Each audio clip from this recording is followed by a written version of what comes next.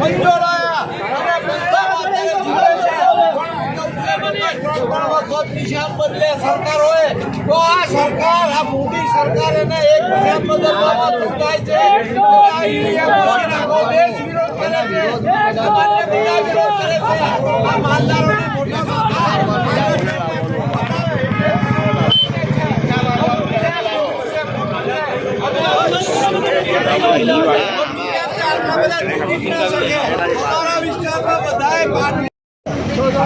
दीपक बाबर।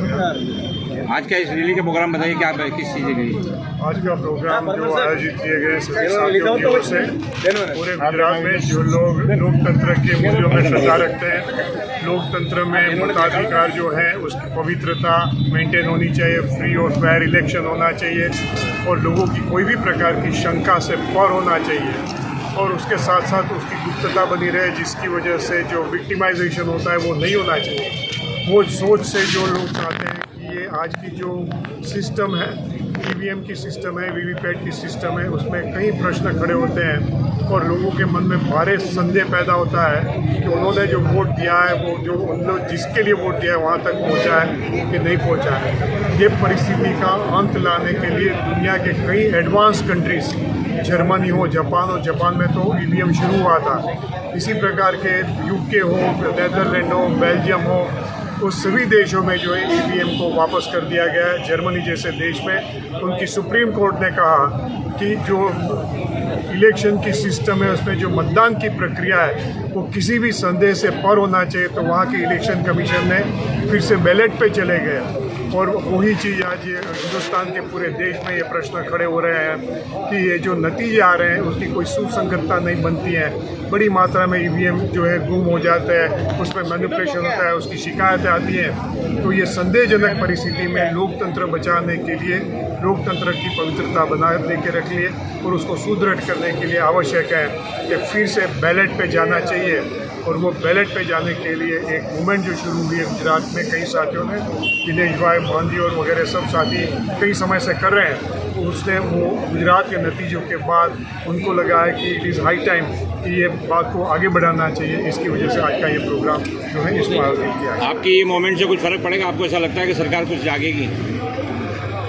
सरकार तो जागेगी कि नहीं जागेगी या कुचलने की कोशिश करेगी वो तो समय ही बताएगा। मगर ये देश के लोग जो हैं, मतदाता हैं, और ज़्यादातर उसमें मैं समझ रहा हूँ कि इसमें हाल की परिस्थिति में जो निर्माण हो रही है एक कैपिटलिस्ट सिस्टम को देश में जो है बढ़ावा मिल रहा है, गरीब लोगों का जो शोषण हो रहा है उसकी न तो कोई सुनवाई न तो कोई फरियाद सुनने वाला है, और जो नफरत की राजनीति फैला रहे हैं वो भी एक वेस्टेड इंटरेस्ट से फैला रहे हैं। तो सभी चीज़ों में सबसे ज़्यादा सब जो किसी को सहन करने का आता है वो गरीब आदमी को, आम आदमी को, मिडिल क्लास को सहन करने का आता है। तो मैं समझ रहा हूँ कि ये देश का पूरा जो मतदाता है जो 80% ये वर्ग से आते हैं वो जरूर से इसके सामने आवाज़ उठाए। मीडिया को आप क्या संदेश देना चाहोगे? पब्लिक को क्या संदेश देना चाहोगे मीडिया के जरिए? पब्लिक को यही संदेशा देना चाहेंगे कि सब लोग जो है मिलके सरकार के पर दबाव बनाए, न्याय तंत्र के पर दबाव बनाए, इलेक्शन कमीशन पे दबाव बनाया कि बैक टू बैलेट जाने की अभी आवश्यकता है। फिर से जो है फौरन जो है बैलेट से चुनाव किया जाए। Okay, thank you. आपका नाम और परिचय दीजिए।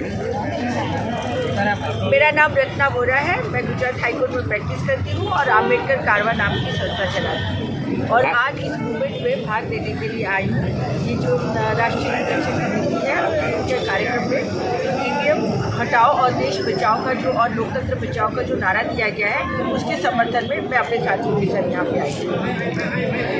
कांग्रेस पार्टी के अलावा और भी लोग यहाँ पर ज्वाइन हुए हैं क्या ईवीएम हटाने के लिए? कि हम लोग अलग से भी आए हुए हैं, अलग अलग संस्थाओं से लोग आए हुए हैं और सभी सामाजिक संस्थाएं जो भी महसूस करती है कि ये जो चुनाव हो रहे हैं ईवीएम से जो चुनाव है वो गलत चुनाव है।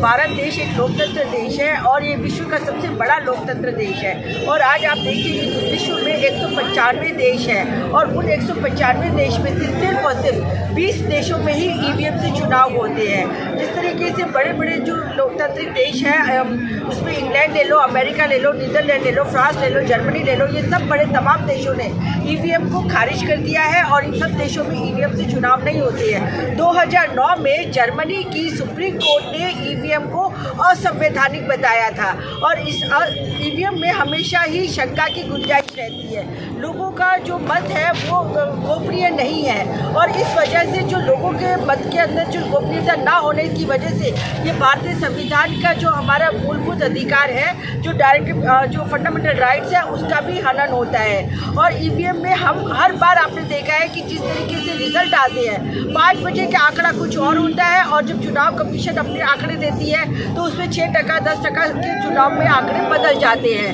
और जहाँ पे कम मतदान होता है वहाँ पे मतदान अचानक ही बढ़ जाता है। और आपने देखा 16 लाख वोटर्स पड़े हैं और 16 लाख वोट 1 घंटे के अंदर पड़े हैं। अगर देखा जाए तो सिर्फ 60 सेकंड के अंदर 1 वोट डलता है, जहाँ पे आपने देखा कि 101 मिनट के अंदर कम से कम 57 वोट पड़ गए। तो ये सब कैसे हुआ है और इसकी शंका के घेरे में है और इस वजह से ही हम लोग यहाँ पे इकट्ठे हुए हैं। सरकार पे दबाव लाने के लिए और क्या कदम उठाओगे आज? देखिए, ये तो हमारा अभी पहली बार हम लोगों ने यहाँ पे मूवमेंट शुरू किया है। आज वाहन रैली है, जरूरत पड़ेगी तो हम लोग धरना प्रदर्शन और अपना मेमोरेंडम सब तरीके से सरकार पे दबाव लाने के लिए लगातार काम करते रहेंगे।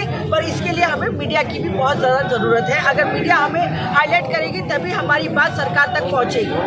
Okay, thank you.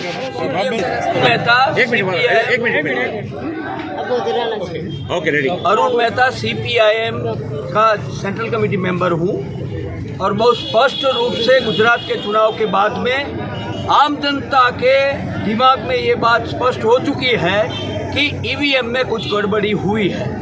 ये बात सवाल ये नहीं है कि कौन प्रूव करेगा, सवाल ये है कि दुनिया की बहुत सी कोर्टों ने ये स्पष्ट किया है कि चुनाव फेयर होना चाहिए, कोई शंका रहित होना चाहिए और अगर शंका है आम जनता के जो मतदाता है वही तो फाइनल है, उसके मन में अगर दिमाग में शंका है तो वो सिस्टम बदलना चाहिए। और सवाल तो हमारा केंद्र सरकार से और चुनावी पंच से है, ये आप क्यों बदलना नहीं चाहते हो, बैलेट से फिर क्यों नहीं लाना चाहते हो? सवाल तो ये है कि इतने आम जनता के लोग बोल रहे हैं और इतना सिर्फ बोल रहे हैं ऐसा नहीं, पूरे हिंदुस्तान की सुप्रीम कोर्ट ने जब सुब्रमण्यम स्वामी, अडवाणी जी, सीताराम येचुरी, लालू प्रसाद जी ने सुप्रीम कोर्ट में जब पिटीशन किया था तब सुप्रीम कोर्ट ने वर्डिक्ट दिया है कि ये EVM में गड़बड़ी हो सकती है और उसके बाद में वीवीपैट आया है।